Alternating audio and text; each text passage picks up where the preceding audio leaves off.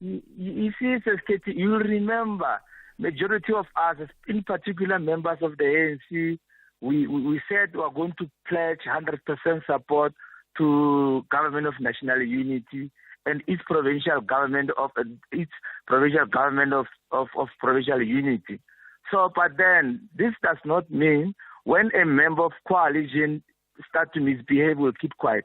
I'm saying this because I'm not happy of what Julie there, Inkatha Freedom Party Premier in KwaZulu-Natal is doing, including the MEC for Finance, Roger Barrett from Democratic Alliance. You can't have 2 days of State of the Province address at the expense of the taxpayers. We can't even understand. I really fail to understand why Nkosi there, Mr. have to address the national legislature, because it never happened in any province. Here in Limpopo, says yeah, but Lisiba, things are different in KZN. I mean, he's there to open. To open the provincial legislature, actually. He's an integral part of the state of the province of KZN. And one gets the sense that this is how the people of KZN want it to be. No. This is how they prefer it. My main problem is one, sketch. Here in Limpopo, we've got Batedi King, we've got Bavenda King, Tong, and so on. But tomorrow the Premier, Dr. Popira Matuba is opening the legislature. They will be invited there as a special guest to the Premier. Then they know the constitution of this country stipulates very clear their role as traditional leadership, starting from national, provincial, up to the municipality. But what I'm so concerned about KwaZulu-Natal, they've been spending a lot of money, which does not even accounted for in the traditional affairs there, because they want to. Yeah, but other provinces also spend money on traditional authorities. Remember, Limpopo, that very Limpopo you're talking about last year. Remember when they bought double cabs? I think about over a fleet of about 120 double cabs that they gave, that they were handing over to chiefs. So how is that different?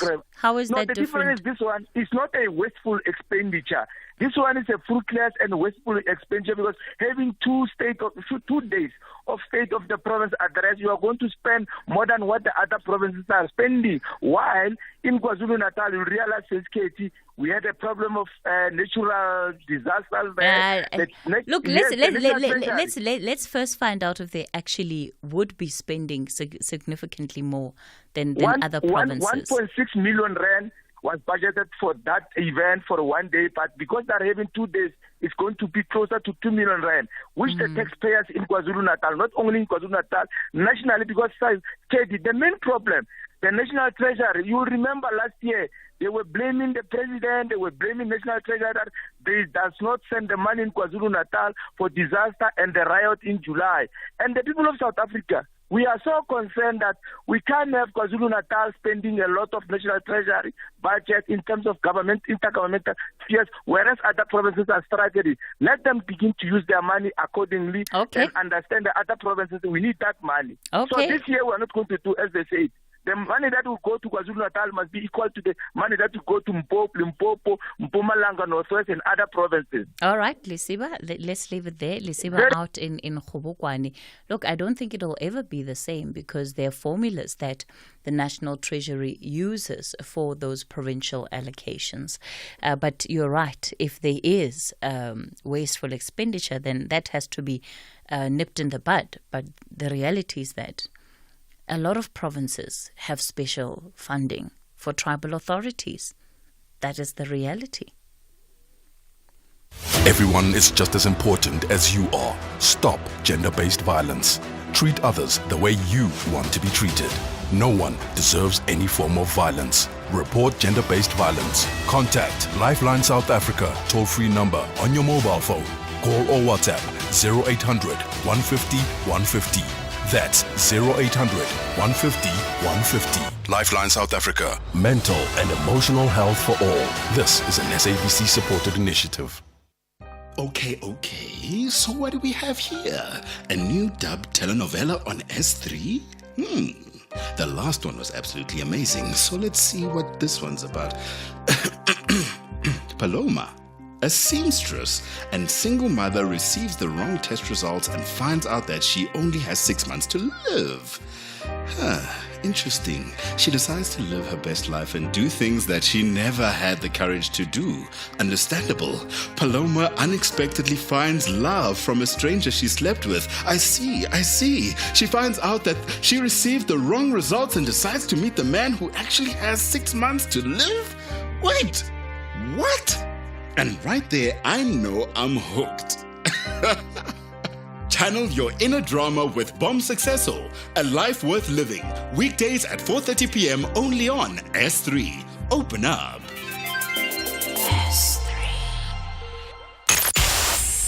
The Talking Point with Cathy Mohlahlana. Weekdays, 9 a.m. till midday. We continue the conversation on The Talking Point. It is still your open line, taking your calls on 086 000 2032. On the WhatsApp voice note line, 0614 104 107. Sig, you're in Randburg. Good morning, Sig. Good morning, Cathy. There would be no more debate that like the one you've wasted the past hour on if South Africans adopted the standards of the International Olympic Committee, which represents the Olympic Games, which are based entirely on democracy, which is free and fair competition on merit for excellence, which is celebrated with the greatest happiness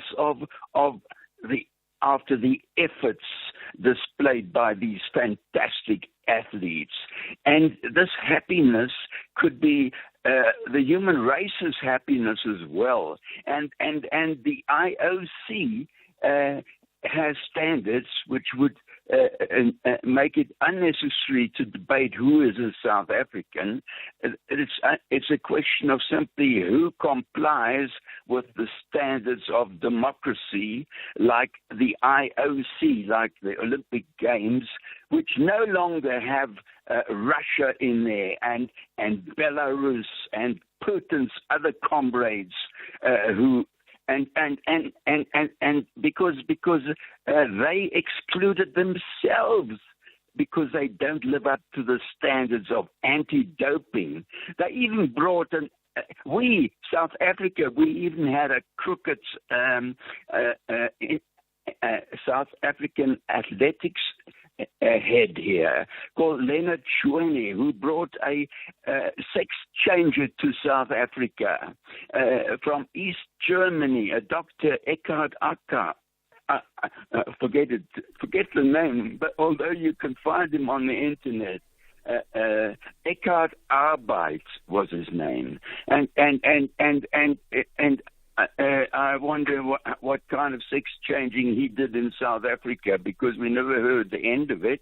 But so sex is no longer an issue in the Olympic Committee.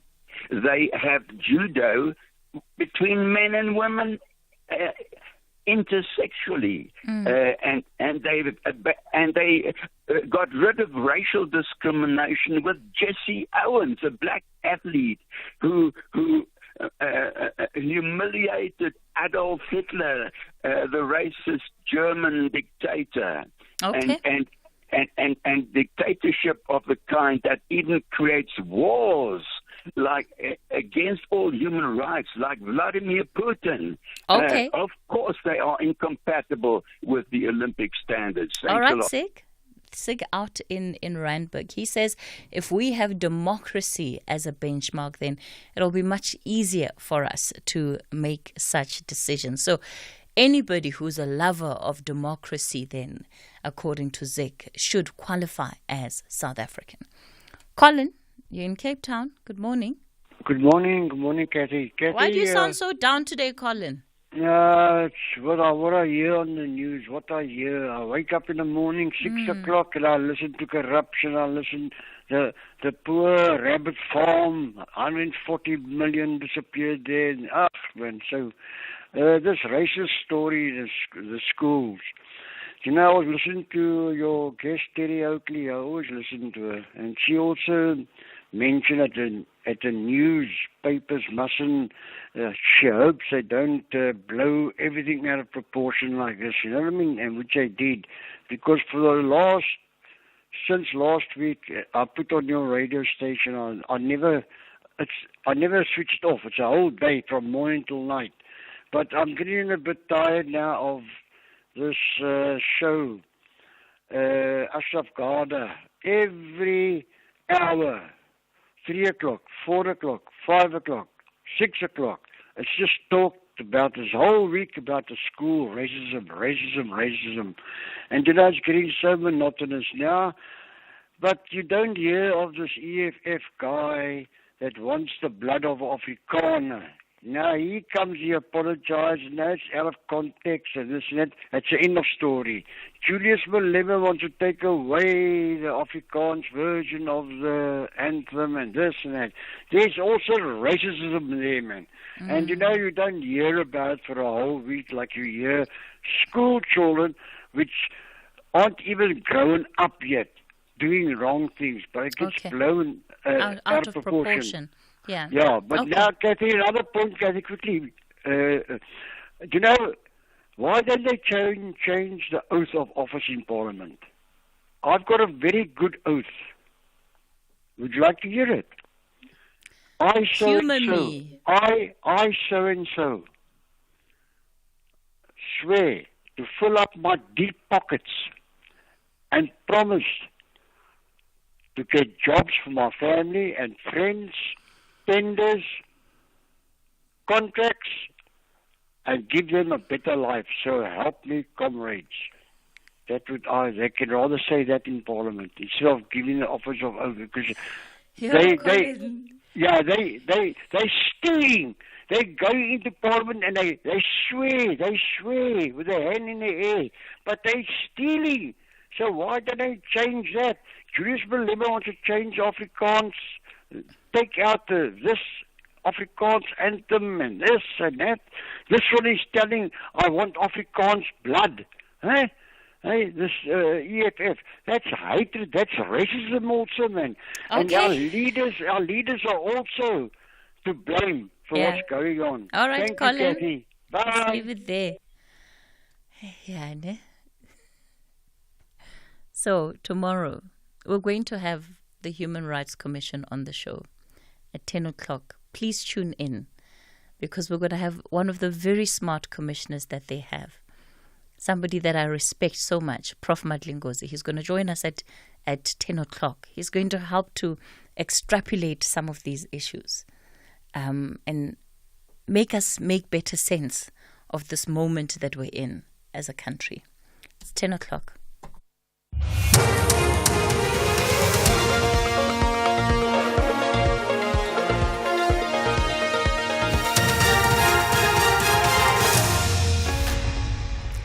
In our top stories, driver of Mpumalanga scholar bus crash arrested, and UN Security Council express alarm over risk of wider Middle East conflict. Good morning. The driver of a scholar transport bus which collided with a train on the R104 between Anot and Wonderfontein in Mpumalanga has been arrested. Government officials, including the Deputy Minister for Transport, Mkhuleko Hlengwa, are today expected to visit the scene of the crash that killed 6 learners and left 19 injured. Authorities have refuted earlier reports that the driver of the bus had initially fled the scene. SABC reporter Tlamulo Mabasa is at the scene. Right now, at the moment, the forensic team and everyone, they're here investigating as to what happened. However, the families are here trying to take books, school bags, school shoes, things that were left after the accident happened. And it is said that some are in ICU, still in a critical state. So the number of learners that have passed away might increase. And then the driver has been arrested, but he's still in hospital receiving treatment, as he was also hurt. Meanwhile, families who lost loved ones have expressed sadness and grief over the accident. Selina Shabangu is a mother of 2 children who were on the bus. I'm saddened by my children because I was still in town when this thing happened. So I drove to Witbank where they said Katlego was seriously injured, and I found him there at Mohlahlana Hospital. I arrived together with the ambulance and I saw Katlego was not okay, and they tried to resuscitate him but failed and he passed on. So I was deeply hurt because he died while I was there, and my other child in Togozo's leg is broken and sustained injuries on the body, but they are moving her to Cosmos to assess the severity of her injuries. She's still in the hospital and it's very bad. The Free State High Court Judge President Cathy Mohlahlana has urged Thabo Bester's lawyer to file replying affidavits. It follows a heated exchange between Bester's lawyer and the judge. Advocate Lerato Moela wanted to get the application to be heard in a criminal court with the intention to have Bester attend the court proceedings. According to the judge, Moela brought an application that should be heard in a civil court as it seeks civil remedies from the court. Bester is seeking the court's intervention in what he says is unfair treatment by the Correctional Services Department. Judge Musi added the application was not complete. If you reply and you consider your cause of action properly, you can then approach the judge who will be dealing with the matter and argue all these issues that you want to argue. The judge will then make a ruling at that stage. I am not going to make a ruling in this matter on a half-baked case at this stage, Mr. Mohlahlana. That is how simple it is. The case is just not ripe for me to make a ruling even on this point. That's how simple it is. Police have rescued a businessman and seized drugs worth 300 million rand in Fourways north of Johannesburg. 8 suspected kidnappers, including 3 Tanzanian nationals, have been arrested. Police say the businessman was kidnapped earlier this month at a mosque in Helderkruin in Roodepoort, west of Johannesburg. He was rescued at a house in Lenasia yesterday. An intelligence-driven operation led police to a hotel in Eastgate and 2 apartments in Fourways, where they arrested 6 suspects and seized drugs suspected to be crystal meth. The National Police spokesperson Athlenda Mate. Police are hard at work in dismantling the work of transnational organized crime syndicates. Well done to the team. Our men and women in blue remain hard at work in taking down syndicates involved in the trafficking of drugs. Commendable progress has been registered in recent weeks, and we owe these successes to our dedicated police officers and our partners in crime, including private security. We will continue to come after those who are involved in the dealing of drugs as well as the trafficking of drugs. Meanwhile, the National Commissioner of Police, General Fani Masimula, commended the police for a good job while at the scene of the drug bust last night. Our communities and the safety of all people, including businessmen, they shouldn't fear to stay in the country. So continue dealing with those kidnappers, including those that deal with drugs, in the same vein as we'll deal with any other criminal. So thank you very much for all. Even the commanders that are leading you, General Spear and all other commanders, thank you very much. And finally, the United Nations Security Council has called for intensive diplomatic efforts to avoid a wider conflict in the Middle East at an emergency meeting hours after the Hamas leader Ismail Haniyeh was assassinated. The U.S. representative, Ambassador Robert Hood, has called for members of the Security Council with influence over Iran to stop it from escalating its proxy conflict against Israel. Iran's arming of terrorist groups in Syria, Lebanon, and Iraq is similarly destabilizing and contrary to efforts by the Security Council to de-escalate regional tensions.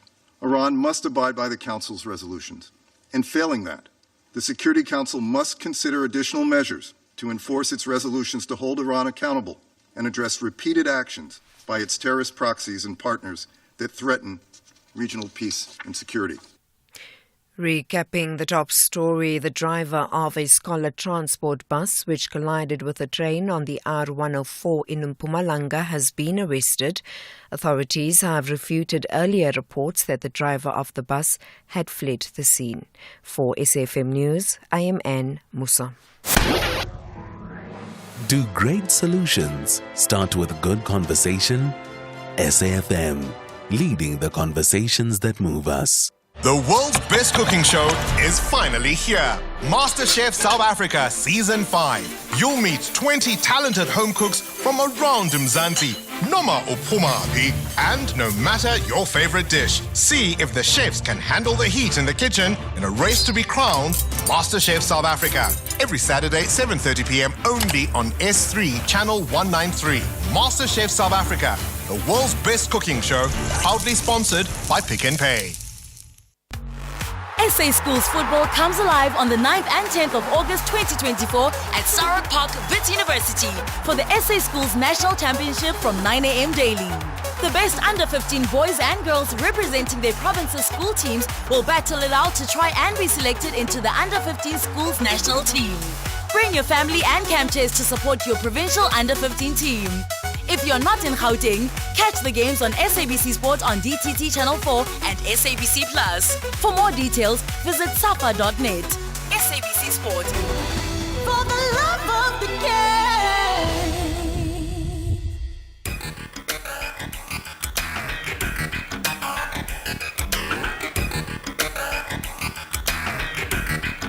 The Talking Point with Cathy Mohlahlana. Weekdays, 9 a.m. till midday.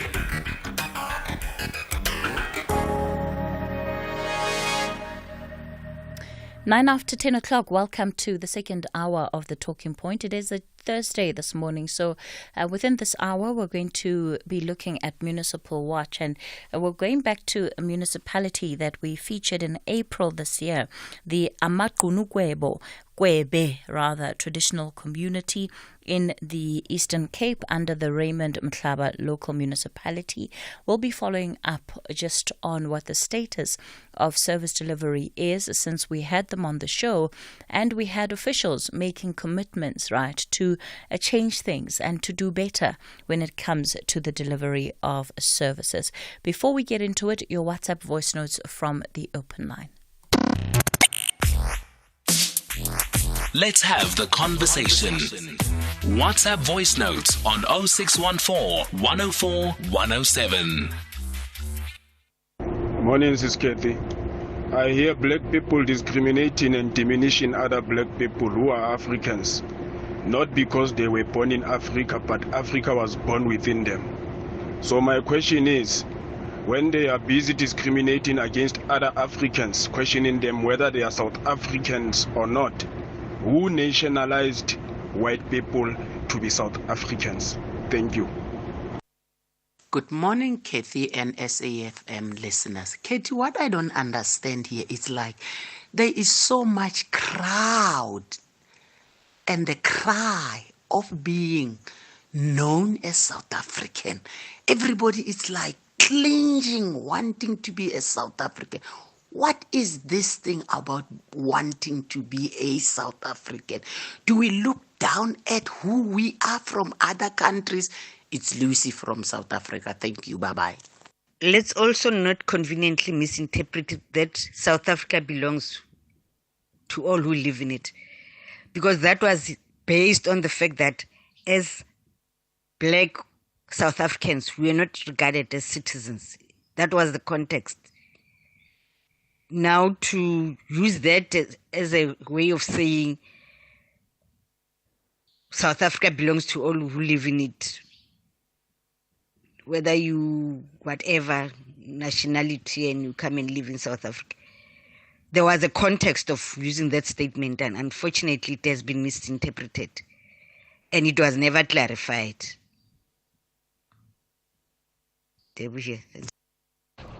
Good morning, Sis Cathy and SAFM listeners. The issue about racism, it's not going to end anytime soon unless we all have the hard conversations. We can't just keep blaming each other and pointing fingers.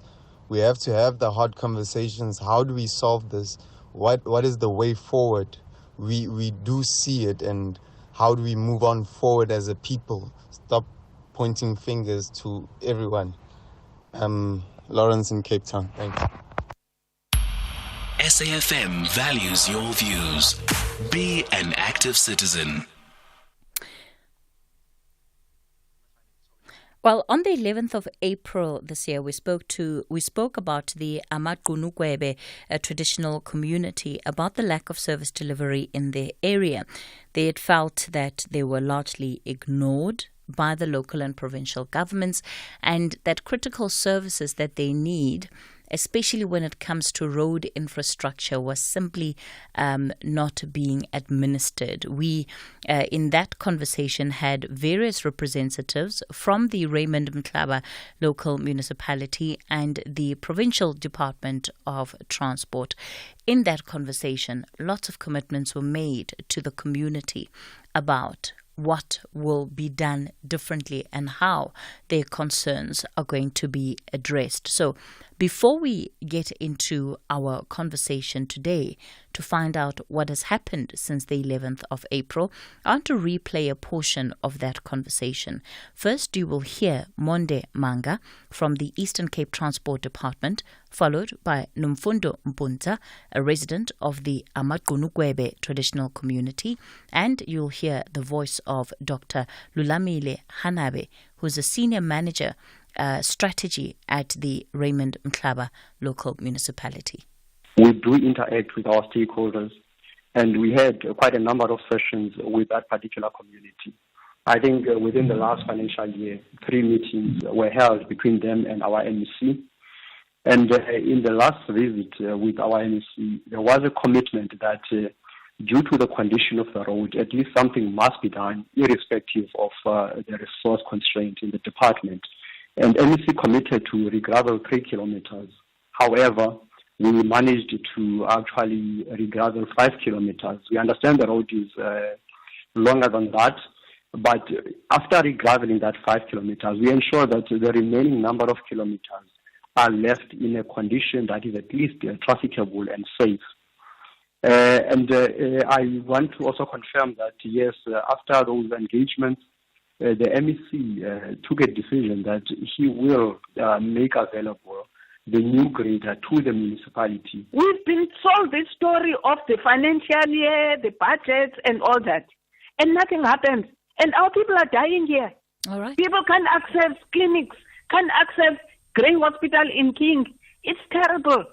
It's painful. When will you be meeting with this community to address their concern? I will definitely look at what the mayor is what is on the desk of the mayor. But next week, we're having a budget and IDP road shows. I think it's either the 17th or the 18th. We will definitely be in the area with all the wards that are in the area and deal with all the matters that relate to planning, and I encourage them to also to attend those community meetings. It's going to be it's either the 17th or 18th, but it's going to be in the Middle Rift Multi-Purpose Center. Yes, yeah. and I appreciate. I encourage them to attend. I appreciate that, Dr. Hanabe, but we also are coming off from a base where these community members have said their attempts to reach out to you for meetings with the mayor's office have not been successful previously, which is why I'm asking, when are you going to be specifically meeting with them to address these issues? You see, Cathy, when one of them, I think it's Asanda or Nomfundo, talked about the office of the speaker, and unfortunately, the office of the mayor got involved as early this year or the last year. We will definitely find space and meet them. But it is not correct to say they've been reaching the office of the mayor and that nothing popped up. So when are you expecting that you'll be able to do that, Dr. Hanabe? This month, next month, in December? Cathy? No, Cathy, we'll start next week. with the entire community. Hence, I said we definitely invite them. We will definitely also invite them via the platforms of the municipality to take part of the planning. That's a very important platform, to take part of the planning of the municipality. Municipal Watch, bringing your local issues on the national agenda. SAFM, leading the conversations that move us. Well, let me invite Nomfundo Mpuncha, the community member who raised these service delivery issues and also has been trying to petition the provincial government in this community, Amakonukwebe, to get involved. Nomfundo, good morning to you. Thanks for your time this morning. Good morning, Cathy, and good morning to the listeners. Thanks very much for having me. Monde Manga, Chief Engineer in the Eastern Cape Department of Transport. Monde, good morning. Good morning, Cathy, and good morning to your listeners. And Councillor Nomhle Sango, who is the Mayor of the Raymond Mhlaba Local Municipality. Good morning, Councillor. Good morning, Cathy. Good morning to Nomfundo and Monde and also the listeners of SAFM. Thank you. Nomfundo, when we ended our conversation in April, there was a commitment that the mayor and the municipality would come to meet the community and address the concerns, because you had said that you had put in repeated requests for officials to come and hear what the problems are, and those had been largely ignored. Did that happen? Did they come as they promised a week later as part of the IDP roadshow? Cathy, they didn't come to the community. A week later, we were invited, in terms of the program, we were invited to an IDP and budget session, which was happening at Middle Drift at Milna Nzangani Hall. That's where we attended as community members, some community members. The date was the 25th of April, I think. And what came out of those consultations? Well, it was a presentation of the IDP and budget by the councillors. The councillor, there is a councillor who presented the IDP and budget to the community. Yeah, that's what happened. So you, as members of the community, didn't get to contribute? We did, in terms of just raising issues and questions out of what was presented before us, because we noticed that as part of the community, a section of where we are residing, Ward 1, we didn't appear to have been budgeted for. Ward 1 comprises about 19 villages. 9 villages out of about 22 or 23. I think the mayor will confirm for me. So we did question, and we did raise, and then we thereafter submitted. We made a submission to say we also want to be in this budgeting and IDP, and of which we never got a reply. We presented that to the speaker of the municipality. In person, we have signed documents. We raised those issues with the mayor in terms of a written document. There's been no response, and there's been no service delivery in this area as a result thereof. Did that explain to you, Nomfundo, why the community has been struggling to access services? Because, of course, if you're not even mentioned in the budget, there's no way that you're going to be able to get service. Cathy, it was a shock to us. We were very disappointed and very shocked, to see a large part of the municipality, in terms of the villages that I've counted to you, many households are not in the 23-24 budget of the Raymond Mhlaba municipality. And many, from the community side, especially Ward 1, we do not recall any of these IDP sessions where we could see that we're budgeted for. And, we're part of the EPWP, whatever projects the municipality is tabling and was tabling last year. And in their plans now going to the future, there are no plans for this last section of Ward 1. Nonetheless, we have not had service delivery now in terms of the road maintenance, whatever discussions we were having last time, as the whole community of Amaqunqwebe. That incorporates the other, wards, Cathy. I think there are about 23 or 24. So we haven't had, a good service delivery. Well, first thing I want to say, Nomfundo, is kudos to you for your commitment to actually holding these officials accountable and making sure that you stay with it and you go through the process of understanding. Yes, who's on the line? Hello? Nomfundo, we can hear you. I'm lost. Okay, it looks like Nomfundo is having difficulties with her connection there. But we'll try to redial her and put her back on the line. But really, it's an example of what we mean when we say community members must get involved.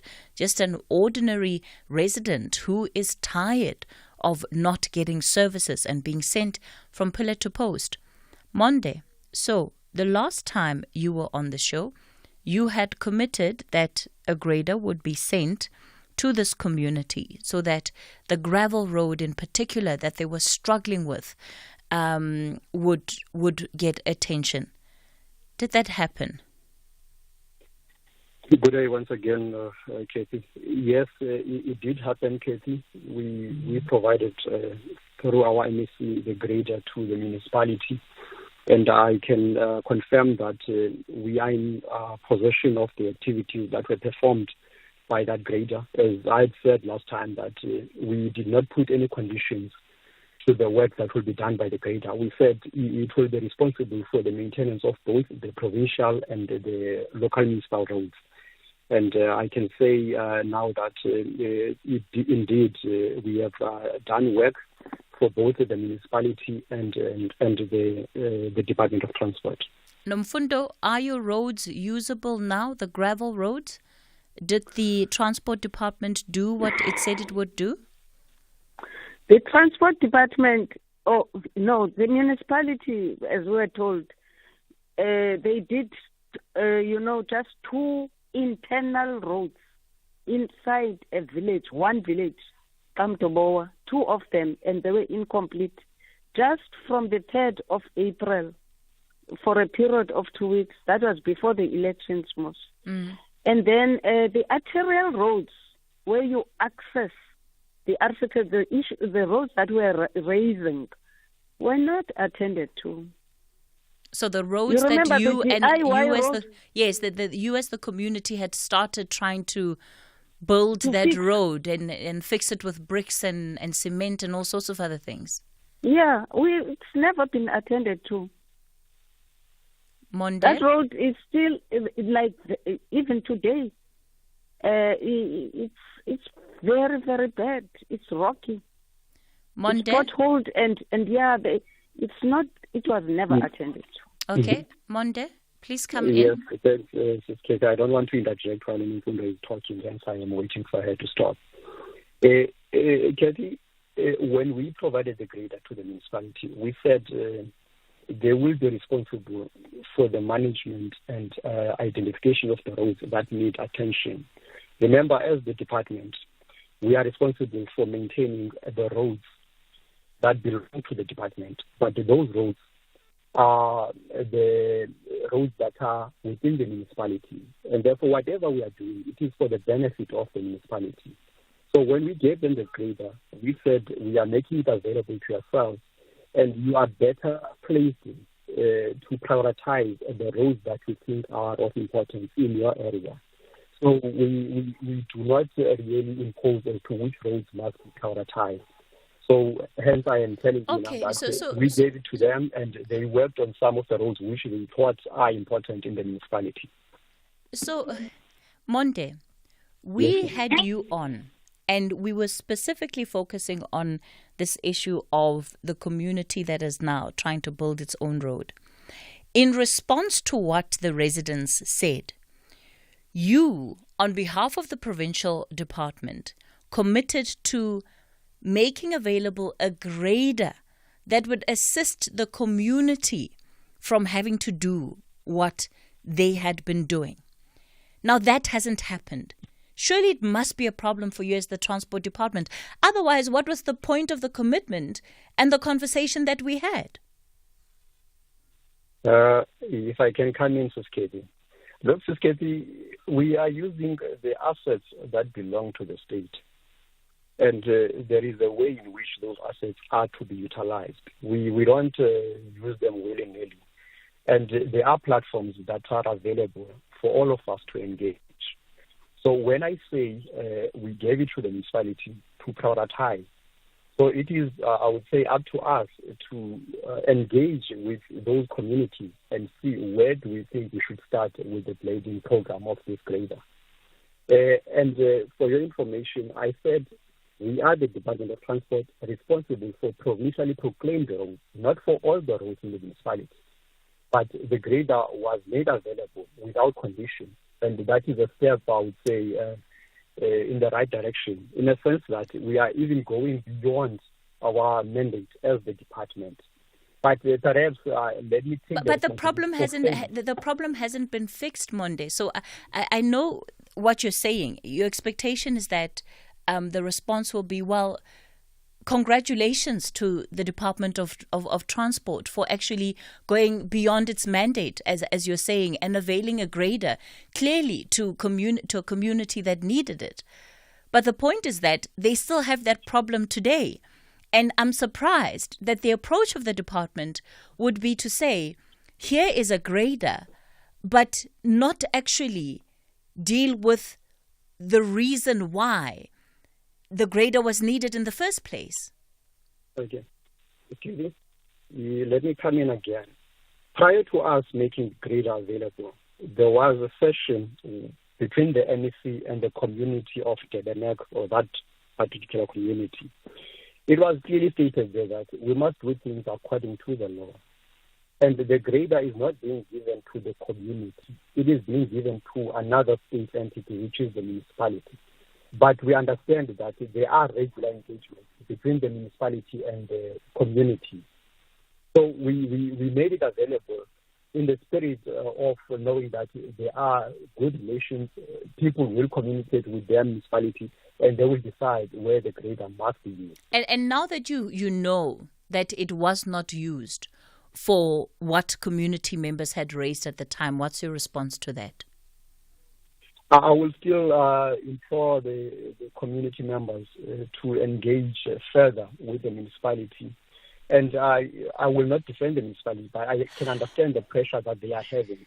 I am telling you now that there are roads that were covered by this grader. I do not know whether those were the priorities within the Raymond Mhlaba municipality, but the municipality can talk to that. But if there is a feeling that there are other very critical roads that need urgent attention, it is still time to engage with the It's not just a feeling. It's not just a feeling, Monde. We spent an hour on the phone with you, and you were the one that made that commitment to these residents. So it's not just a feeling. What more engagement must this community have? What more engagement is expected from them than what they have already put into the process? We're going to just hang on. We're going to continue with this conversation in a moment. It's 10:30, time for the latest headlines. A very good morning with the news headlines. Ke Modupi Makgalemele. The parents and relatives of the 6 learners who died and 19 others injured in the crash involving a scholar transport bus and a train are at the scene collecting the children's belongings. The Independent Police Investigative Directorate says the newly signed amendment bill into law will solidify IPID's independence and impartiality, and the funeral service of the Hamas senior leader Ismail Haniyeh is underway in Tehran, Iran. I'll be back with a full news update at 11.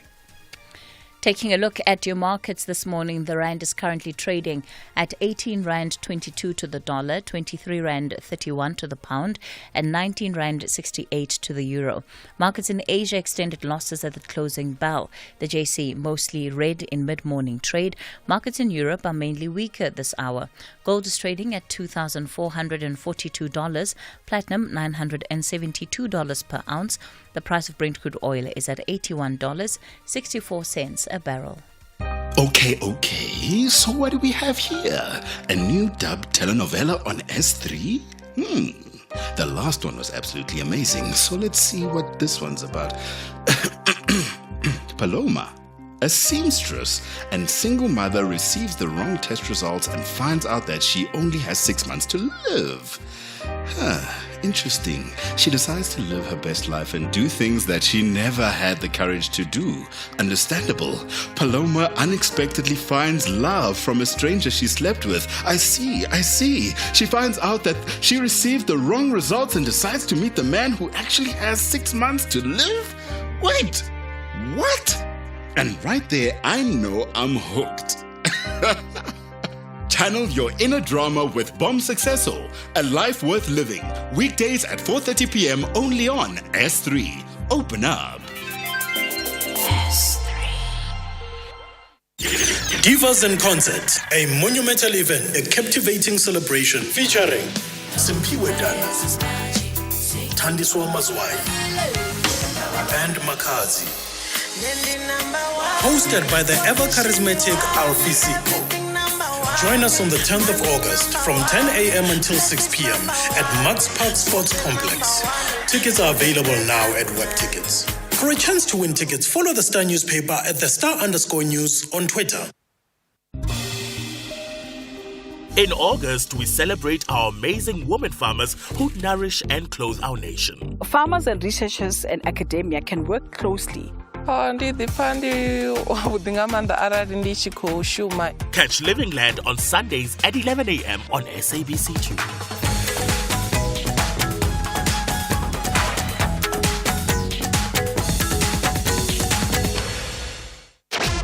The Talking Point with Cathy Mohlahlana. Weekdays, 9 a.m. till midday. We continue the conversation on the Talking Point on Municipal Watch today.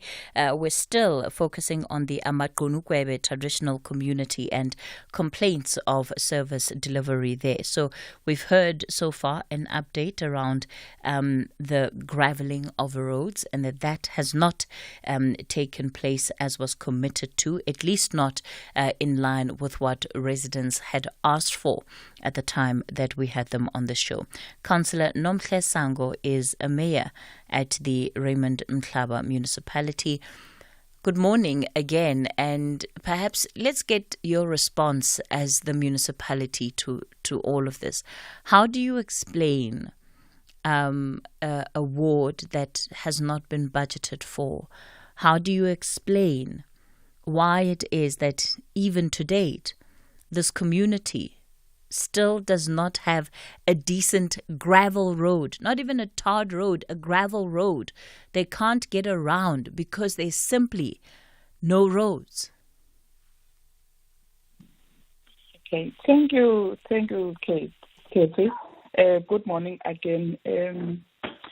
Yes, Cathy, I can confirm that the majority of our rural roads in our villages are not in a desired conditions, and this has been worsened by the climate change patterns, which has deeply affected our area. However, Cathy, we have made strides by engaging our provincial government for the interventions, as some of these roads in our villages are the provincial roads, and some of them are our roads, the access roads, and we have engaged our provincial government, Cathy. And as the result, the MEC has donated, I can confirm that has donated a grader to our municipality. And this grader it has got a program which is ongoing, which is taking place within the entire institution. Remember, Cathy, we having 23 wards in our institution, and we having in Amagunukwebe area we having 6 wards in Amagunukwebe. However, Cathy, we taking a note, and we taking care of our communities in Amagunukwebe with the grader.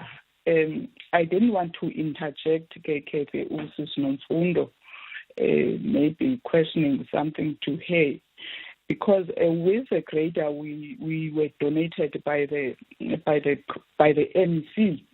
The municipality has since re-gravelled the internal roads, which are in Trust number 1 and Trust number 2 in Ward 17 in that area of Amagunukwebe.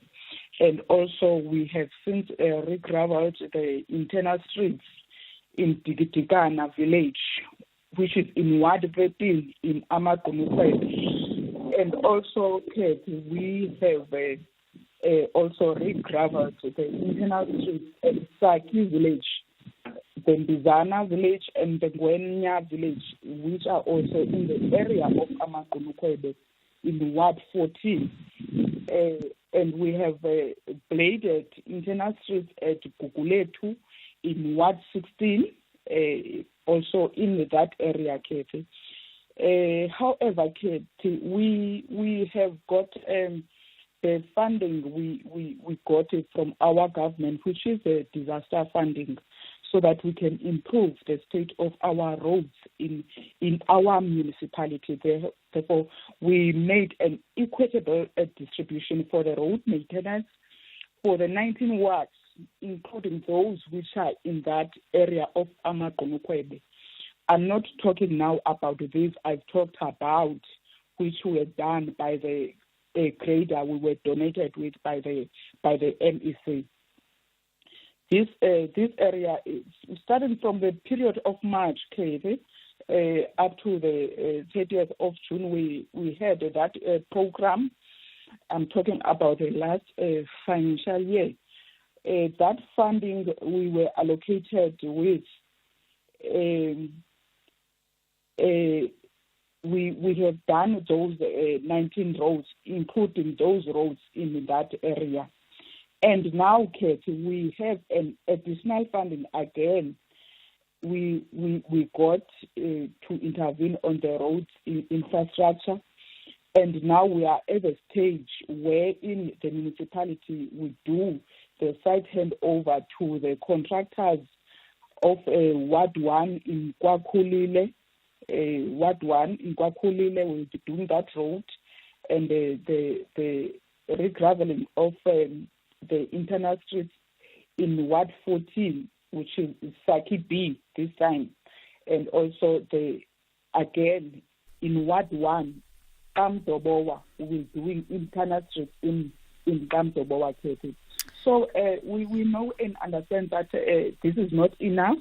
And also we have also done some of the roads, which is the Twahu villages. We have completed regraveling in Twahu villages, and we have done Izhlahleni, which is in Ward 16. Okay. So Mayor, have you taken time to go and engage with this community, to tell them your program of action with the grader, so that they know when they can expect changes for their area? Okay, thank you very much, Cathy. As the municipality, we do have the ward councillors who are responsible to report to the communities, because we talk to the councillors, and they are the ones who knows these areas, and they are the ones who give us these roads to do, because they know the mostly affected roads in their wards. I'm not disputing that. I'm not disputing that, councillor.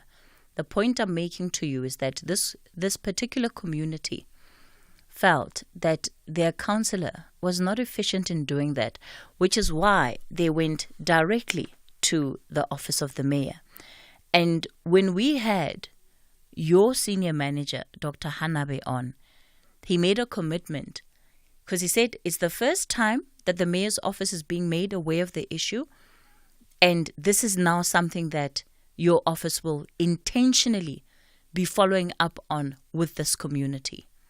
And I'm asking you, have you done that? Okay, thank you very much, Cathy.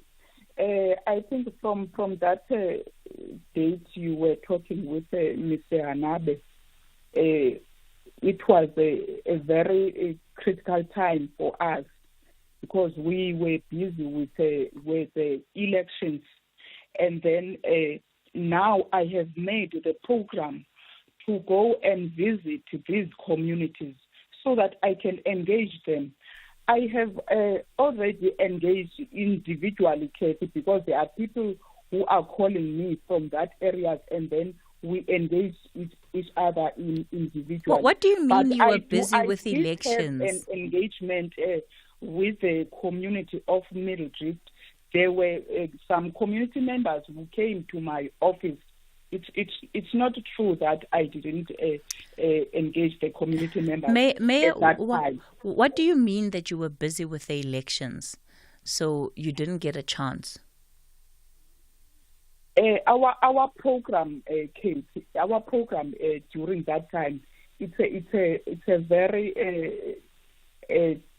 very tedious time for us at that time, and at that time we are busy with many community. Like for instance, I did make sure that these areas they talk about, there's something done to their But Mayor, areas. there isn't a time, as far as I'm aware, where we can say that the work of the administration is on pause because it's time for elections. No, Cathy. I didn't talk about the work of the administration. I talked about the work in my office, Cathy. Yes, but I want to understand how how elections elections affect the work in your office, because you specifically said it was a busy time because of the elections. Yes, Cathy. So how did the elections affect your work as mayor?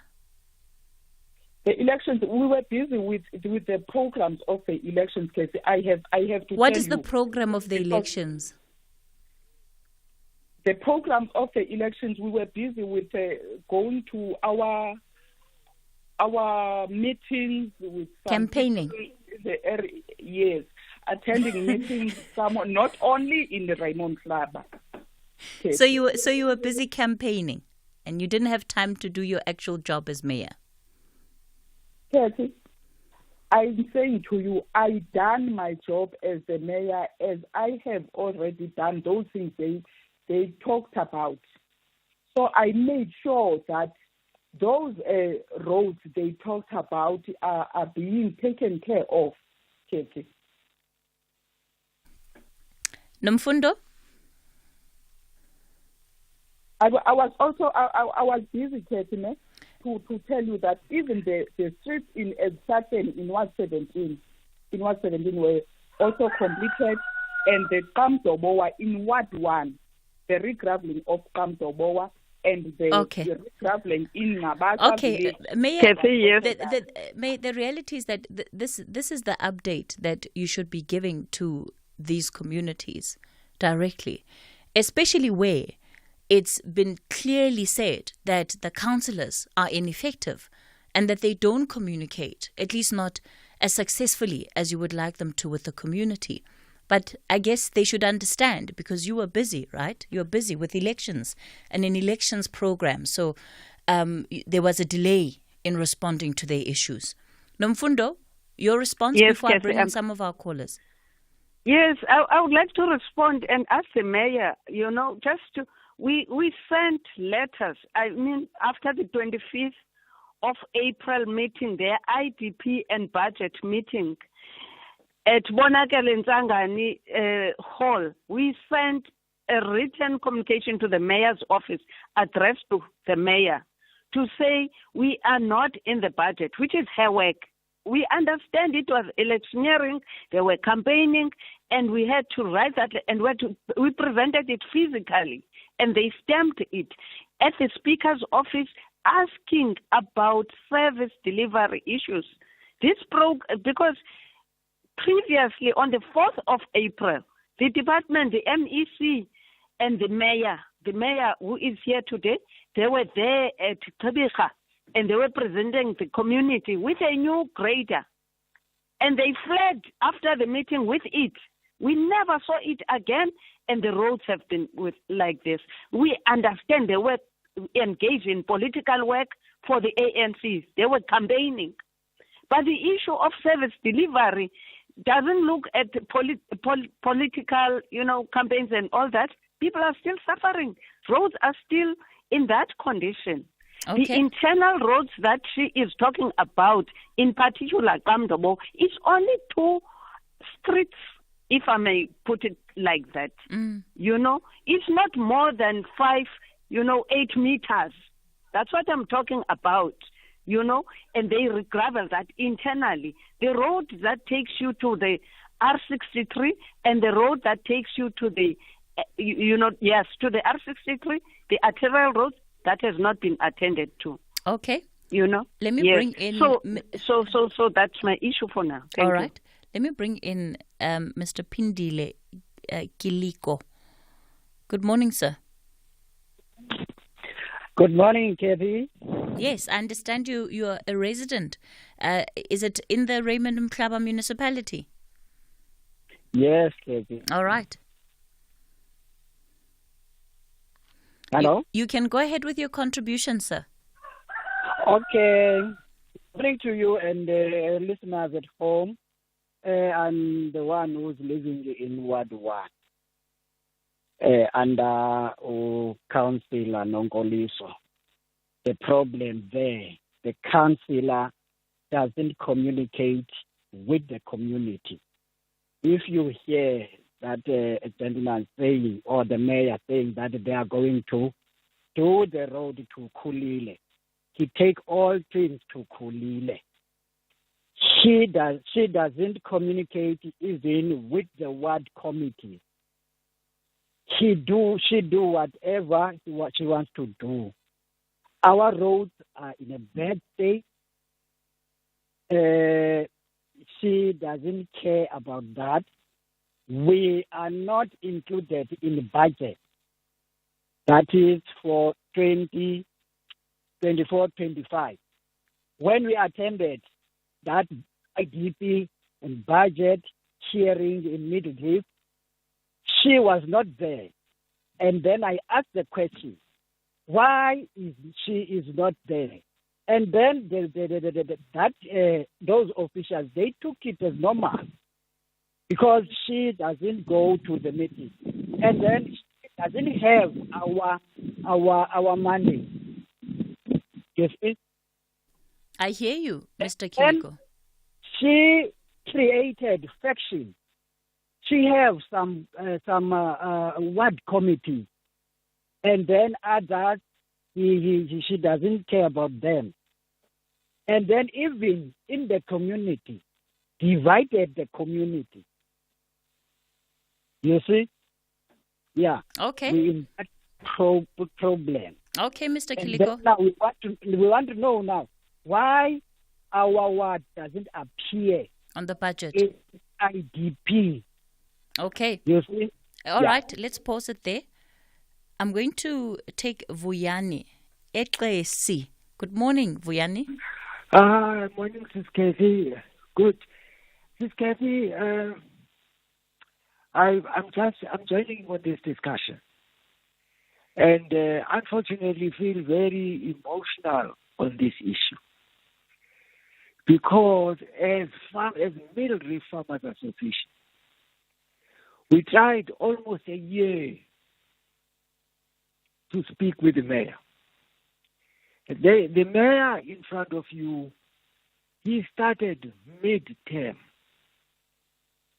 Then we said, let's go and introduce ourselves to the mayor. Now, the mayor never responded. We made representation. When her office finally did, she confirmed, remember, her seat is in Alice, but she also has another seat in Fort Beaufort. Then she said, no, let's go and meet in Fort Beaufort. That's what her office staff said. We went there as an executive, only to meet an office employee. Now we wondered why we have come all the way at great cost. Where is the mayor? They said, no, you have to meet me first and some kind of a screening. We never heard from the mayor. We made a lot of representation. She speaks of, we wanted a pound in Middle Rift because the animals are ranging on the projects of the community here so that they can be collected and put and be impounded. Also, the very same animals that are ranging on the veld are a hazard on R63 of road accident. We wanted to discuss that to say how can they come on board so that we can address this issue. Okay. She had never, up until this point, we asked the leading members of our community to make this representation. She never bothered, together with Dr. Hanabe, who is an editor. Like recently, we were at Fort Coast College. They were invited there, other than the mayor and the director of local economic development. They never attended. The chief and everybody was there. I'm sorry about that, it's very frustrating. Let's leave it there. All right, let's give the mayor an opportunity to respond, Vuyani. So there are two things, Councillor Nomhle, that you have to respond to. It's to answer the question why you have some wards that are not in the IDP, as has been said by Mr. Kiliko, who called in, and also what Nomfundo said earlier about not being in the IDP, and why it is that you're unresponsive to the community when they ask for meetings. Okay, thank you, Cathy. I think I've already said that we have 23 wards in our area, and how we distribute the allocations for the IDP. We do have the IDP meetings, and the communities submit what they need, and out of that, Katie, when they are submitting on the IDP, many communities, there are many things they submit. But what we do, we make sure that in a certain financial year, we have to do some wards because we don't have the budget allocation which will enable us to do all the 22 wards at one go. So Ward 1, on the last financial year, we have done the daycare center. And what we're doing, when we have done something on the ward on the last financial year, we give chance to other wards which were not having something on the last financial year. That is how we are doing it, Cathy, so that we can cater for all the areas in our wards. Let me tell you something, Cathy. In our municipality, we having more than 200 villages, except the areas, the townships, only villages. So we don't have a budget which will consider all the villages at the same time. So we have to give each other time. Okay. And also, Cathy, I also would like to say, the people of Renomhlaba, when we are saying we having IDP and our road shows in those areas. They must go there and talk about what they need in those IDPs. But Nomfundo says they did go, and it was more of a presentation telling them what the municipality had already decided it was going to do. It didn't take much of their feedback or contribution. Look, Katie, what we presented, we presented something for the financial year which we talked about, and also what they have submitted. It will be considered to the next financial year. Not that it's not going to be done, but to the next financial year. Okay, and how do you respond? How do you respond to, again, the complaint from residents that you're not available, you don't engage with them? Okay, one thing about myself, Cathy, I avail myself for the residents. That's not what they say. It is so unfortunate that the residents of the Magunukwebe area, they say I was not available. If you can talk to, I did had meetings with a delegation from Amagunukwebe, which were with Dadasiwa, if I may mention, and some of those people who were there in my office, talking with them.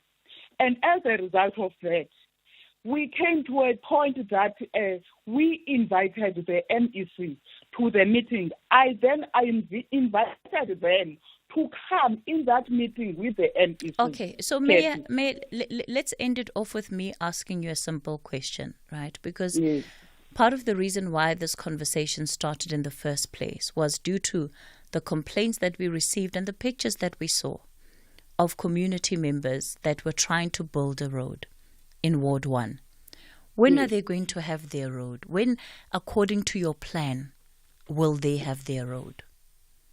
In Ward 1, Cathy, I have already said that in Ward 1 there is a regraveling of the roads in Kwakulile, which is now on the stage of doing site handover to the contractor. Yes. So when will it be done? What is the completion date of the project? The completion date. Yes.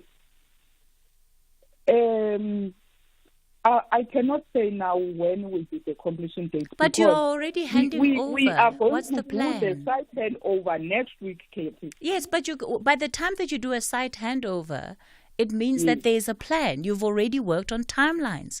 For we hand over the site on this date, this is how long we're giving you to do the job. This is when we expect you to be done. Yes, we expected it to be already done by the end of August, Kathy. Okay, so the residents of Ward 1, Ward 1 will have the roads that they have been complaining about attended to by the end of August. That is your commitment. Yes. All right. Councillor Nomhle Sango, Mayor of the Raymond Mhlaba Local Municipality. You also heard from Monde Manga, Chief Engineer in the Eastern Cape Department of Transport, and of course the grader that they donated. Where's the bells and whistles for that? And then Nomfundo Mpunta, who is the community member who raised these concerns with us. That's where we leave it on Municipal Watch for today. Stay safe in your municipalities. Up next, the latest news update.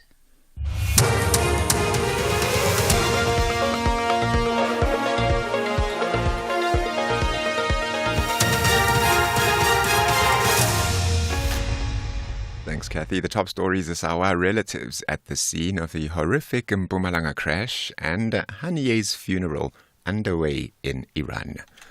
A very good morning. The parents and relatives of the 6 learners who died and 19 others seriously injured in the crash involving a scholar transport bus and a train are at the scene collecting the children's belongings. The crash occurred yesterday at a level crossing on the R104 between Arno and Wonderfontein in Mafube village outside Middelburg in Mpumalanga. Later, the parents will identify the bodies of their deceased children. Meanwhile, government officials, including the Basic Education Minister and the Deputy Transport Minister, are later expected to visit the crash site as well as the injured in hospital. The MK Party says it is optimistic that the Durban High Court will uphold an earlier judgment around its name and logo. This as the court is hearing the ANC's leave to appeal a previous judgment in favour of the MK Party.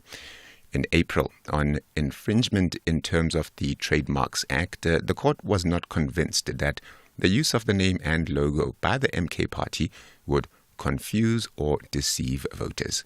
Former President Jacob Zuma is attending the court proceedings. Throngs of MK supporters are also outside court. MK Party spokesperson Ntlamulo Ndlela. We're not trading with the emblem and the name conversation. It's a political party. So that's the first point where they fail. Secondly, the NGO that registered the logo, which has got the spear above the head, that NGO is not even party to this process, to this court process. So ANC doesn't own this logo.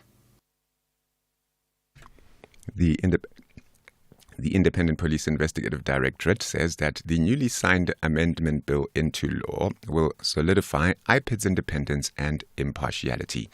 The newly enacted legislation strengthens the IPID's autonomy, granting it the authority to probe serious offences committed by police officers, regardless of whether they were on or off duty. IPID's Stevens Ramafoko emphasizes that this will uphold respect for the rule of law, as he outlines some crucial changes in the law. If you look at two major changes, the issue of investigation of offences that are committed off and on duty by the police, for example, a raid that happens, whether the officer is on duty or off duty. Remember, the previous act not allow IP to investigate when the offence was committed while the police officer was off duty. The second issue, which is of great interest, is how IP synergizes its own investigation with respect to offences committed by the police officers and civilians. Now, IPID is given the mandate or the authority to also zoom into a crime committed to avoid unnecessary parallel investigations. The Mossel Bay municipality in the Western Cape says the spin-offs from the announcement of Pinnacle Point Caves as a World Heritage Site could be a huge benefit for the town and its people. Known as the Point of Human Origin, the archaeological site, along with another Western Cape and KZN site, are the newest additions to UNESCO's World Heritage Sites. The Pinnacle Point Caves have revealed some of the earliest evidence for modern human behavior. Mossel Bay Mayor Dirk Gotze.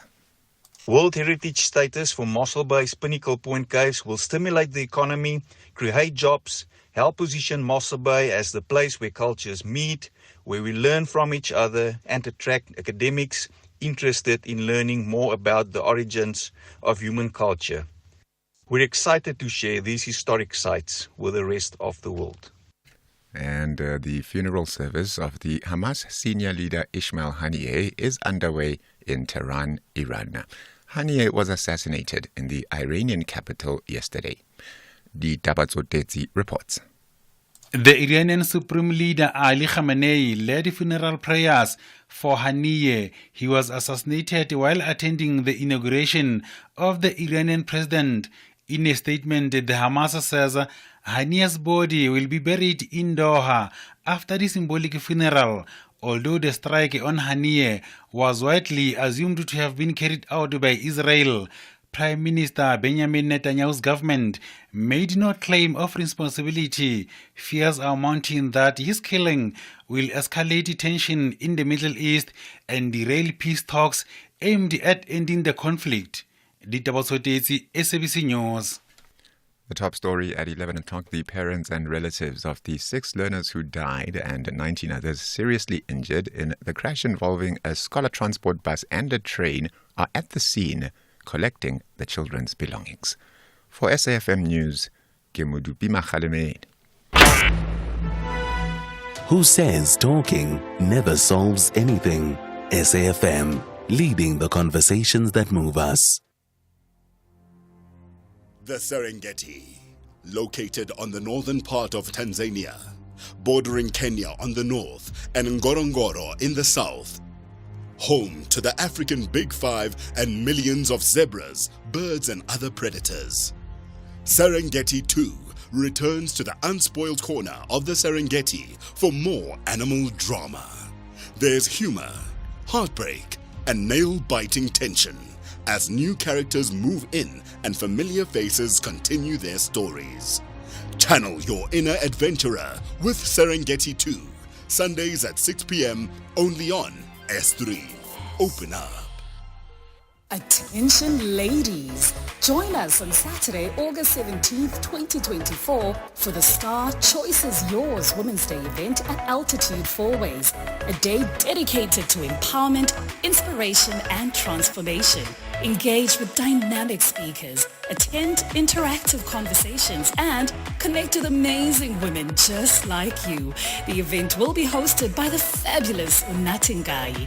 Don't miss out on this opportunity to celebrate and elevate yourself. Get your tickets now at www.quicket.co.za for 550 Rand, drinks, food and a gift bag included. Plus, stand a chance to win an honor product. This incredible event is powered by independent media and the Honor 200 series.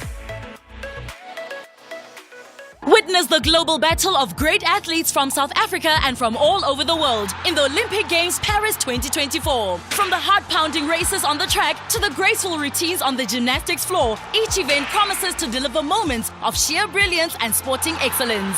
Live the intense rivalries, inspiring comebacks and record-breaking performances right here across all SABC TV channels, SABC radio stations, on the move with SABC Plus or online on sabcsport.com. Hashtag the global battle of great athletes. The Olympic Games Paris 2024. Brought to you by SABC Sport.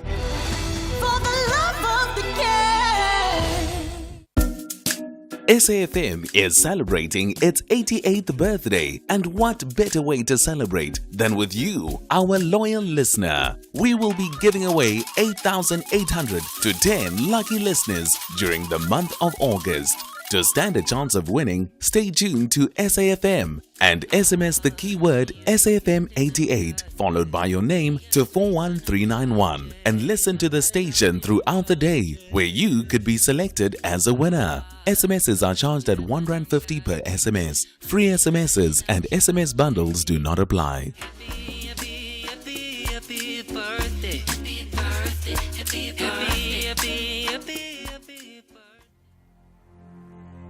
The Serengeti, located on the northern part of Tanzania, bordering Kenya on the north and Ngorongoro in the south. Home to the African Big Five and millions of zebras, birds and other predators.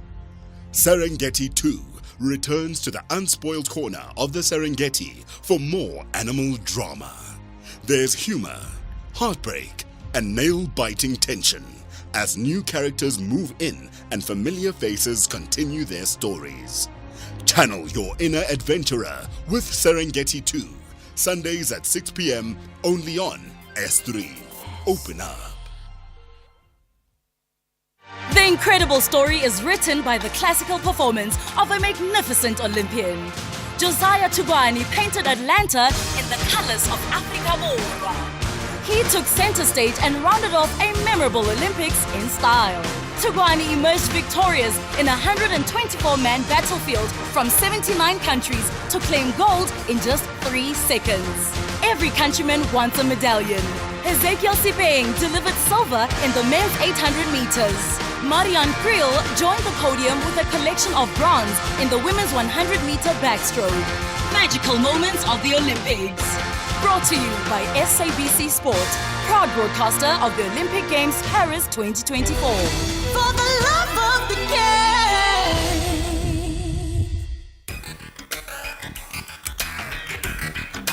The Talking Point with Cathy Mohlahlana. Weekdays, 9 a.m. till midday.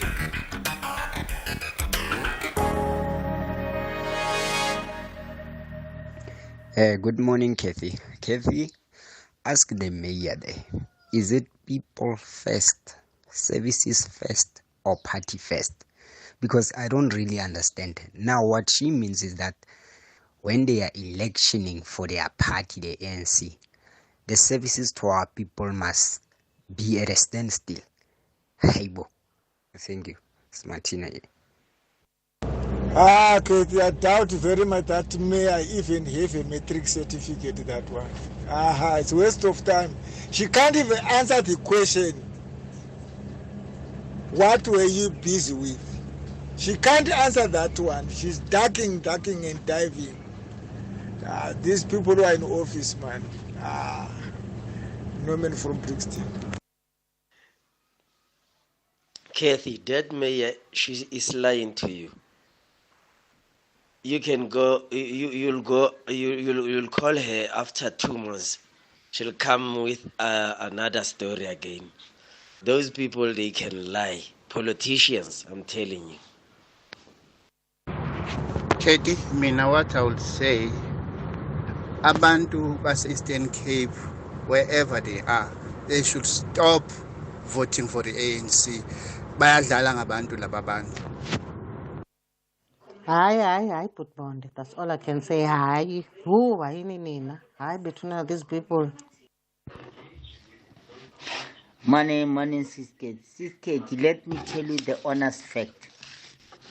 This man, let me be fair, they only come to people when they are next to the door of elections. You will see them again after 5 years or after 4 years when it comes Jarayabi 5 or voted. It's when they come and do petty things, stealing or they are not going to last. I'm sorry to say it, most of politicians, they must look after people. They are liars, I'm sorry to say it. They don't have truth. They are liars, all these politicians. This man, he's lying to you. He's lying to you. There's nothing he has done. #SFM Talking Point.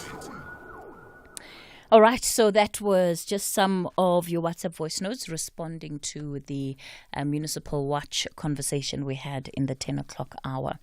Our final conversation of the day, we're going to be looking at public transport and in particular just the concerns that have been raised within the taxi industry as it relates to, number one, e-hailing services, the introduction of the Shesha app, and what that has led to in some areas. We saw this largely in Gauteng on the east, where taxi patrollers were intimidating e-hailing drivers. Actually, yes, the east is sort of what created the initial headlines around it, but it then was reported in other parts of the province. I remember we had a lot of e-hailing drivers in Soshanguve who got in touch with us. Were also showing pictures of their vehicles that had been impounded by these taxi patrollers. So that's the first issue that then we need to address. The other is of taxi patrollers that are harassing motorists, almost a similar pattern, but this is motorists who are in private vehicles, are carpooling and are facing all sorts of threats from taxi patrollers, because this is also an issue that is taking place in the country more widely. And many of you have reported being stopped by these patrollers when there's more than two of you in the car. One of our listeners even said that they expect people to prove. If you say that this is my wife, then they made him kiss the person that he said was his wife. I mean, can you believe it? It's unbelievable stuff. So that's what we're hoping we'll be able to address some of in this hour. Let me welcome onto the show Sfiso Shangase, who is the Provincial Office Manager for the South African National Taxi Council in KwaZulu-Natal. Mr. Shangase, good morning to you. Thanks for your time this morning. Good morning, Cathy, and good morning to the listeners at home. Thank you very much for the opportunity that you are granting us as Santaco in the province. Kamohelo Litlotlo is with the Catharas Metered and E-Hailing Taxi Association. It includes Katlehong, Tokoza, Germiston and Vosloorus. Kamohelo, good morning to you. Good morning, Cathy. Good morning to the listeners of SAFM. Sfiso, let me start with you and perhaps give you an opportunity to respond to the harassment of ordinary motorists before we get into the conversation around e-hailing drivers. Respond to the harassment of ordinary motorists that are transporting people in some parts of your province that are stopped by this group that is a taxi violence, or group that is supposed to be dealing with taxi violence in the province, but in turn they're the ones that are now harassing motorists because they've loaded, people in their vehicles for whatever reasons. If a car is full of occupants, these are private vehicles. They're allowed to, give people lifts, give lifts to their neighbors, to their friends, to their colleagues. Why are they being stopped and harassed? Cathy, first and foremost, we need to articulate a position of Santaco currently, because Santaco is now an apex structure of three modes of transportation, that being as the minibus taxis, it's the meter taxis, as well as the independent scholar transporters. And then within Santaco itself, we've got two individuals that are actually responsible for ensuring that our vehicles are roadworthy, as well as overseeing proper manner into which the transportation business is run properly. We have the so-called Shokomela, which is our own operators themselves, and here in KZN currently they are being given a refresher course by the Department of Transport, the law enforcement agencies, to ensure that they are able then to check for vehicles in terms of basic vehicle inspection. They are then given the authority to check minibus taxis, meter taxis, as well as independent scholar transporters. That's the first part. And then secondly, there is a relationship between an association with security companies. This one emanates from whereby there are individuals who are illegal operators within specific routes. And then the association itself will provide terms of reference to the security company to be able then to guard the services that is being rendered within that route. And because of SIRA, these individuals are deemed to be competent in terms of their work as security personnel in terms of guarding the routes. They will be given the terms of reference to say these are the challenges that we are faced with. This is how we are going to be able then to identify our vehicles. And in certain instances, for them then to verify whether a particular vehicle that is always being seen to be ferrying a huge number of individuals. As much as we do understand that they are not authorized to stop vehicles, it's one way or the other so that they could be able then to ascertain facts from the individual that is in the vehicle, just to find out whether are you ferrying these individuals with an intention then to make money. Because you would find that there are 7-seater vehicles which are used to pick up individuals within the ranks where individuals have been waiting for minibus taxis, or they pick up at places whereby meter taxis are supposed to have picked up those individuals. This is where they then come on board. But on issues whereby they are doing things which are illegal, I also heard one of the clip which was played last week. In such instances whereby they brand these shotguns and they ill-treat people, I think even extortion that is being alleged, that is a matter which is supposed to be reported then to SAPS for them then to investigate. But over and above that, because we've also heard, I think it's going to be important for us as Santaco, the security companies, as well as the individuals concerned, or any stakeholder that is also interested, to have a forum where we discuss these issues, as well as the manner into which these colleagues of ours should behave when they're stopping these vehicles, because it's now becoming a concern to most of the citizens, and definitely there's something that is required to be done in order to address this issue. There's nothing wrong with having a forum, right, to get a broader view of what the experience of people in certain communities is. But primarily, the behavior of these security guards and holding them accountable it rests with the taxi associations, because the associations are the ones that have employed these individuals. They're the ones that have given them a mandate. So the first level of accountability lies with these taxi associations. And so as Santaco, when this issue was raised with you, what did you do about it? What have you done about it? Well, there are different spheres of governance within Santaco, Cathy. You start from an association level, which is the one that has got a contractual obligation with the security company. And then if these matters are then reported at an association level, that's where these issues have got to be dealt with. But then if the member of the society does not get any joy within the association level, they've got another level which they could probably report this matter, because they will then say it's one of an appellate division within the structures of Santaco, which is the regional executive.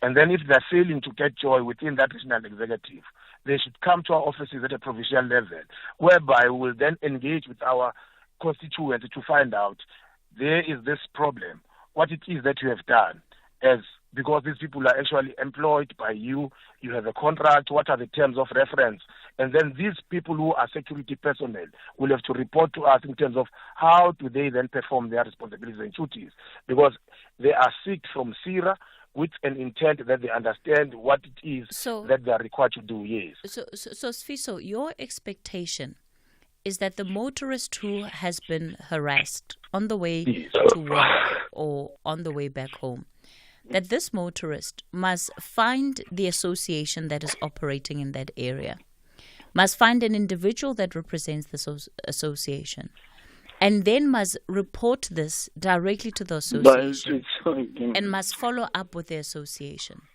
And when they have not gotten any joy, they must then find the regional association. So there are at least 3 steps that you are expecting motorists to follow before they can come to you as Santaco. And yet, you as Santaco are the ones that have full view of the individuals and the members that are part of your association.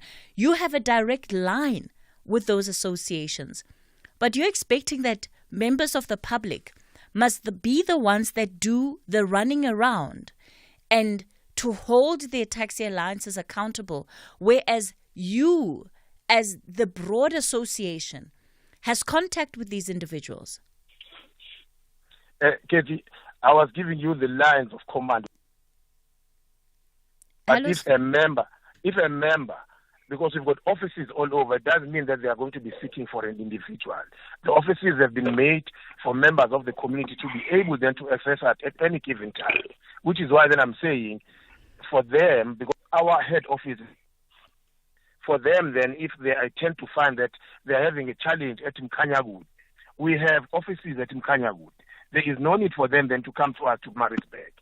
At Mkanyagud, they have local associations. They will be in a position then to be assisted. If there is no joy then from that particular office, they still have divisions, or they could still then escalate the issue to these other spheres of governance, including the Department of Transport itself, as well as the police. So if we talk about the direct examples that you as Santaco have been made aware of, including for the purposes of this conversation, of the group of women that were harassed on their way to work, they raised the issue. You as Santaco in the provincial office have been made aware of it. What have you done about it? Unfortunately, they've never been made aware, Cathy. There was an invitation for us to come here.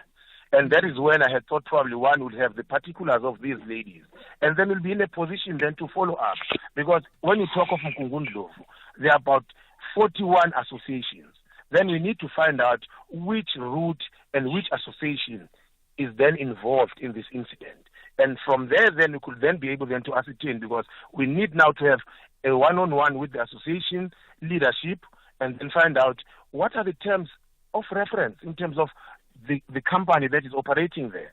And what happened then to this particular incident. We would also want to listen to the ladies themselves. And then from there, then we'll be in a position to take a disciplinary action against the individuals or the culprits or the security personnel that were on the scene on the day where this vulgar language and this disrespect was portrayed. But we need to have somebody that we would be in a position to gather as facts, and then we also need to find out which association is involved, and so forth and so on, because you might find that the security companies were en route to another place, and you would find that the association does not even have a relationship with this security company where these ladies were stopped. Okay, let me bring in Kamohelo Litlotlo. Kamohelo, you of course are representing the e-hailing industry, and you had started conversations and engagements with the industry around taxi patrollers that were harassing e-hailing drivers. What has been the outcome of those meetings? Yeah, no, thank you so much for the opportunity that I'm receiving from you, Katie. Honestly, is that as e-hailers, we are not happy with the outcome from the taxi patrollers about what they have done to our drivers, because this industry of e-hailing is an industry of peaceful people. E-hailing, we don't have violence or harassment in ourselves or our clients. Now, what we have seen, you saw, Katie, on videos that our drivers were harassed by the patrollers. So now, what we have requested the agent meeting as the industry of e-hailing in Halfway Toyota 4 ways. Then we met as a Kuruleni, Westland, Joburg, and Tshwane, and we engage and form a task team that will deal with the burning issue. So for the first time since I have joined, the e-hailing service in 2014, to see a app manager come forward on the ground, Posha Kekeletu, on our issues that we have shown on videos, that we have issues with the patroller staff that has been harassing the people on the ground. Now, we had a meeting with them and we form a task team that will deal with the issue. And trust me and believe me, last week we had a meeting in Ekurhuleni region, in Captain Park Taxi Association Patrol, which is the central one, I believe so. Then we had a meeting whereby all the e-hailers leadership were there engaging about this issue, and we had the chairperson of it, which is Mchali,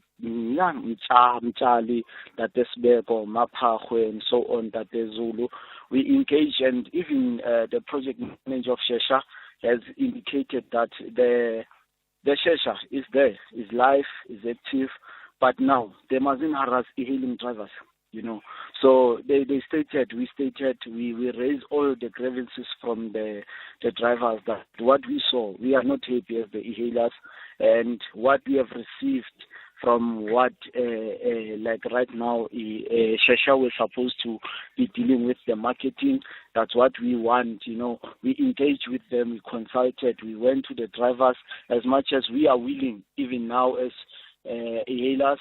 We want to engage as Gauteng, that we put all the differences. We don't have a problem with Shesha. We don't have a problem with Santaco NTA, which is called now a GTI taxi, Gauteng taxi industry. We are here as a e-hailers. We depend on, like, Shesha would come for drivers and make a change to the exploiters that we are currently on, Uber and Bolt. Okay. Now, as you could see, even Bolt has taken some points of Shesha by verifying the clients, So all we don't have as e-hailers, we don't have a problem with Shesha, Kamohelo, I'm going to pause you there. It's 11:30 and time for the latest news headlines. We'll continue this conversation shortly. Good morning. With the news headlines, Cathy Mohlahlana. The devastated parents of the learners involved in the crash involving a scholar transport bus and a train in Mpumalanga have reiterated their call for the Education Department to build them a school in their village. The legal counsel for the ANC in the trademark matter has argued that the dispute was not limited to the elections held earlier this year, and police in the Venezuelan capital Caracas have surrounded the Argentine embassy where 6 opposition figures are sheltering. Details of these and other stories at midday. Catch the Tastemaster Junior this Tuesday evening at 7 on SABC2. It's the first elimination challenge, and to stay in the competition, the bottom 6 contestants must channel their inner Italian by baking a delicious handmade pizza using leftovers from the fridge. Who will survive to bake another day? Find out on the Tastemaster Junior. Tuesdays at 7, repeat Wednesdays at 1, and Sundays at 4 p.m. Only on SABC2.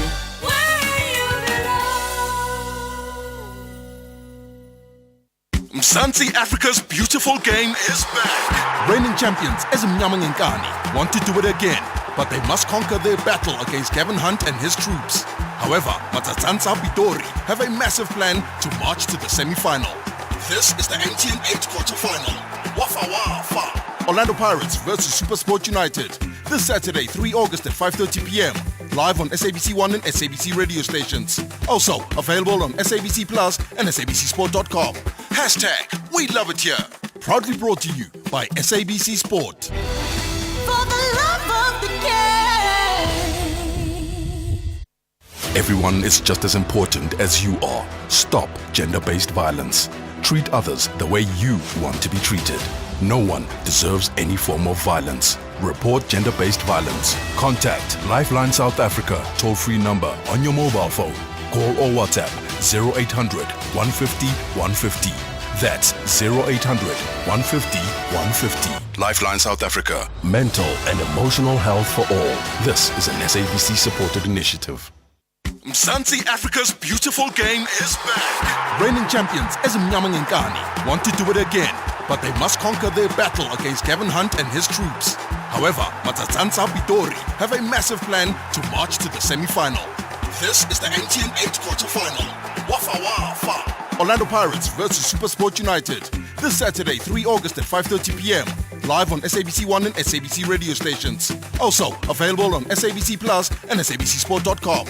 # We Love It Here. Proudly brought to you by SABC Sport. For the love of the game. Get ready for a theatrical experience like no other. Joburg Theatre and Theatre du Soleil present 1789, a gripping production that explores the dark side of power and corruption.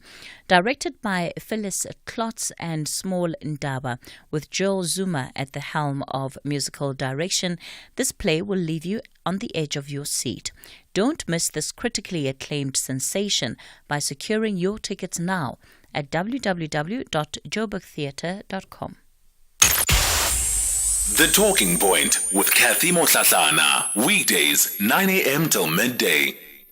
We continue the conversation on the Talking Point. We've been looking at the intimidation, harassment that has been reported in different parts of the country, but most of it coming out of the taxi industry and its associated partners. So whether it's taxi patrollers or even security guards hired by taxi associations that have been harassing e-hailing drivers and motorists. Sfiso Shangas is the provincial office manager for Santaco, and this is in KZN, and Kamohelo Liklotlo is with the Catharis Metered and E-Hailing Taxi Association. He represents those in Katlehong, Thokoza, Germiston and Vosloorus. Zbu, you're calling us from Boulders in Midrand. Good morning. Yes, how are you, Cathy? Well, thank you, sir. Good. Yeah, it's anonymous here. Okay, anonymous. Yeah, no, on my side, I'm very happy about Shesha because on Shesha platform, you get verified, clients get verified, drivers get verified, so it minimizes the crime that we came across with Uber and Bolt because we're experiencing a very, very, very, very huge crime on board. Truly speaking, we are tired. Our drivers get killed, get robbed, and then at the end, the police they don't do anything about it. So we are so in Shesha we are very happy. We welcome them with a warm hand. So yeah, I'm very happy. Okay, all right. Yeah. It's Boo out in Boulders. Sponelo, you're in Umlazi. Good morning. Good morning, Cathy. And good morning to the guest. I just wanted to point out something. The taxi industry and the e-hailing industry is going through a very difficult phase where they have to accept what they are doing. I'll put you on an example. If you want to formalize, like for example, the taxi industry is an informal business. It is in no way organized, and they do not want to organize themselves. They want the benefits of being organized and being commercial, but at the same time, they don't want to be taxed. They don't want to be asked to be formal and to be accountable. Whereas, for example, if let's say, for example, I want to open up a shop in a mall and there's a Pick and Pay there, I can't open up another shop that is selling similar products to Pick and Pay right next door to it. That's called revenue protection. And Pick and Pay enters into contracts with malls to say, I want to protect my revenue. I'm coming to sell bread of this form to these types of customers. Can you guys make sure that no one else comes and sells the same bread that I'm selling for more or less the same price? They can be 5 or 10 kilometers away, but in this radius, I'm the only one who's going to be selling that bread. And they pay a premium for that. On the other hand, taxi operators will have a taxi association, but they don't want to pay any premium to making sure that that type of revenue is secured. What they would want to do is to go out and harass people and not be specific on which kind of people are we transporting. Because, to put it simply, e-hailing drivers and taxi operators are providing a different service which looks similar. If I'm going from one house to another, I want to travel specifically from that one address to another address.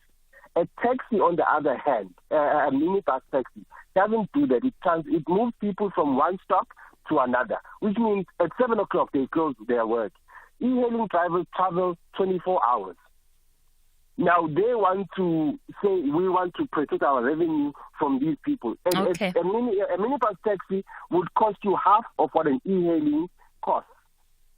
Okay. So they should not always say they want the benefits of being commercial, whereas they don't want to be commercial themselves. All right.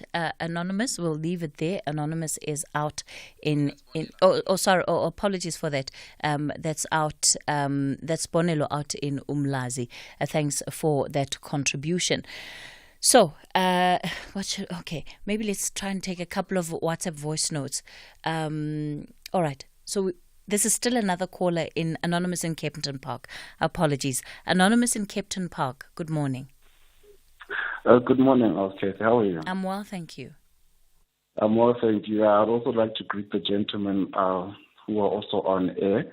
I'm just calling from Kempton Park, and I just want to touch on the Shasha issue, I've heard all the engagements. We've seen the video. We've seen everything on social media. And look, man, I just want to say, the first things first, I think we first need to establish all the correct facts. I am an e-hailer, and I would also like to say, look, I was approached by the patrollers there in Kempton Park. And look, when I was approached, all that was told to me, or what was communicated to me, was, look, there's this new e-hailing app.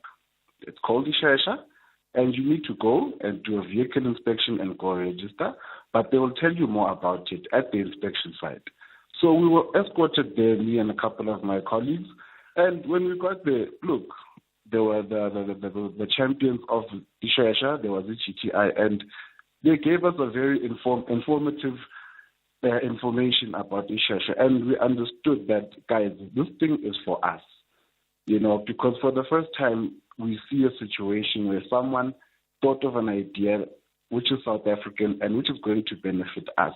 And we were told about all the benefits we were going to receive as drivers, the Shesha.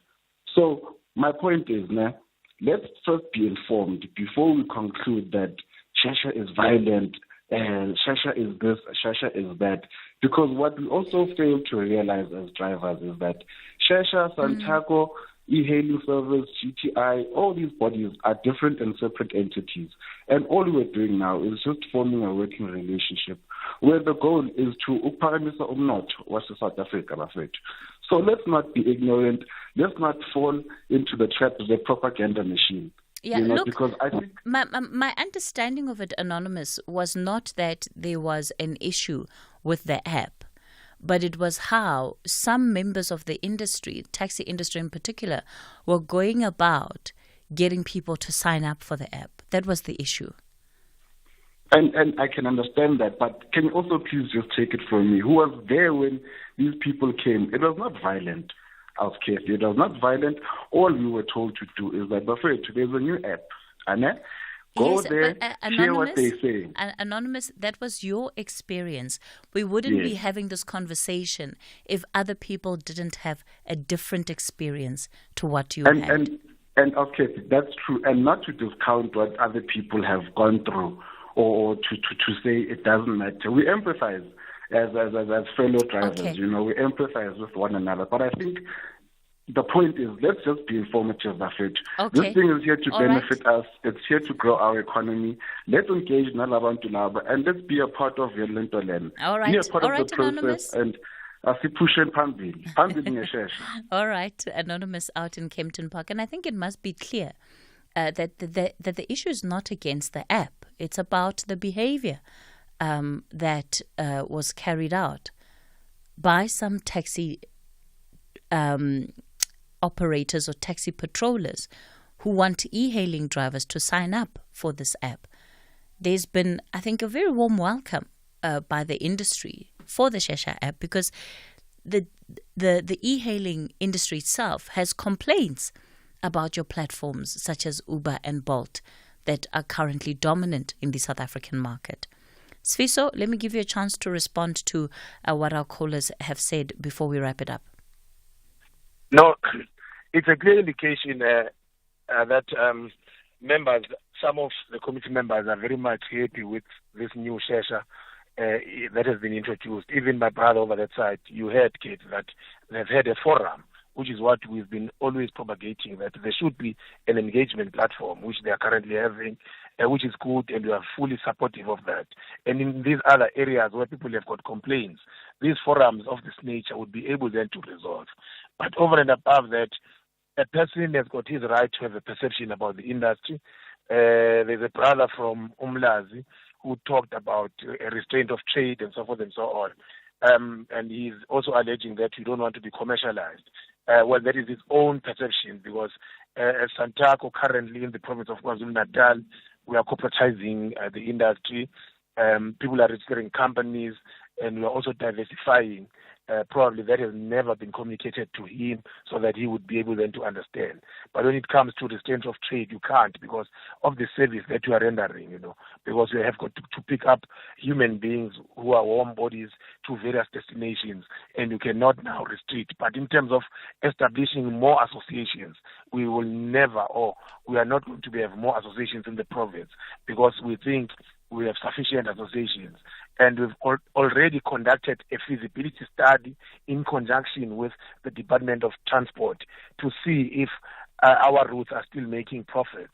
I think that is part of formalizing the industry. Okay. But other than that, we are grateful to the inputs. We shall be in a position to get as much feedback from the committee members, and we will act on issues which people are raising as long as they are justifiable and reasonable. But there are things that we cannot be able then to act upon.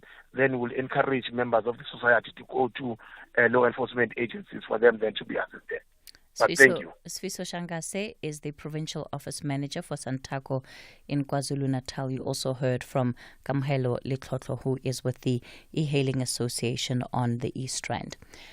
That's how we leave it for the show for today. We're back with you again tomorrow, wrapping up the week that has been. And my favorite part of the week, Friday wind down. And I'm telling you, you're going to be so excited about the guest that we have on tomorrow. I'm not going to say who. You're going to have to tune in 9 o'clock tomorrow. That's when we'll find out who our Friday Wind Down guest will be.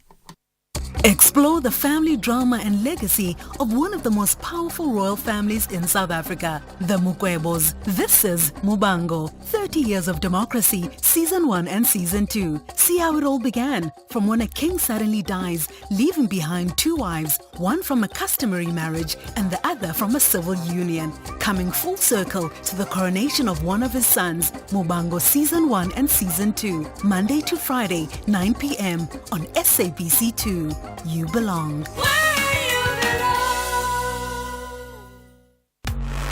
SA Schools football comes alive on the 9th and 10th of